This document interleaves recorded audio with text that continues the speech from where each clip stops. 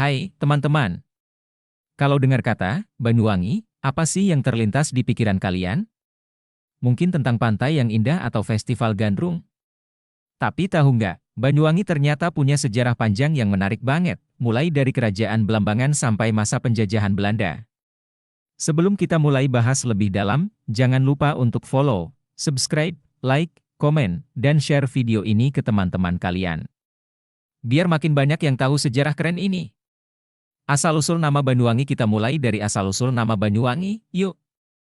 Ada sebuah legenda terkenal tentang sepasang suami istri, Sri Tanjung dan Sidopekso. Cerita ini berakhir tragis, tapi ada pesan moral yang kuat di baliknya. Setelah kematian Sri Tanjung, air sungai yang mengalir menjadi harum, sehingga tempat itu diberi nama Banyuwangi, yang artinya air wangi. Meski ini kisah legenda, nama Banyuwangi terus hidup hingga sekarang. Tapi, sejarah Banyuwangi nggak cuma soal legenda, loh.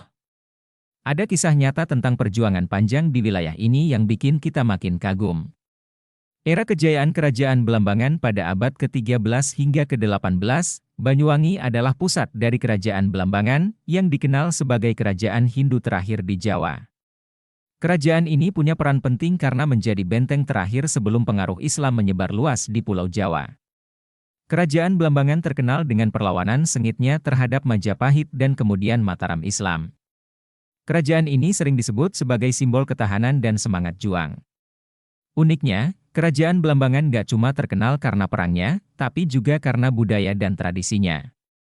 Salah satu warisan budaya dari masa ini adalah seni tari gandrung, yang kini jadi ikon Banyuwangi. Banyuwangi di masa penjajahan ketika Belanda mulai datang, Banyuwangi jadi salah satu wilayah yang mereka incar. Pada abad ke-18, Banyuwangi jadi saksi pertempuran besar antara Belanda dan pasukan Belambangan di bawah pimpinan Wong Agung Wilis. Sayangnya, setelah pertarungan panjang, Belambangan jatuh ke tangan Belanda.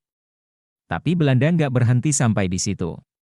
Mereka bahkan memindahkan ibu kota Belambangan ke Banyuwangi pada tahun 1771 untuk mempermudah kendali atas wilayah ini. Banyuwangi pun menjadi bagian penting dalam administrasi Belanda di Jawa Timur. Yang menarik, pada masa ini banyak infrastruktur yang dibangun oleh Belanda, termasuk jalan dan sistem irigasi, yang sebagian masih digunakan sampai sekarang. Banyuwangi modern dan peninggalannya saat ini, Banyuwangi dikenal sebagai kota yang kaya budaya dan sejarah. Peninggalan kerajaan Belambangan dan masa kolonial masih bisa kita temui, baik dalam bentuk bangunan maupun tradisi.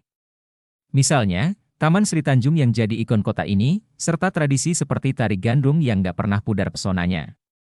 Selain itu, Banyuwangi juga sering merayakan sejarahnya melalui festival dan acara budaya yang menarik perhatian wisatawan lokal maupun internasional.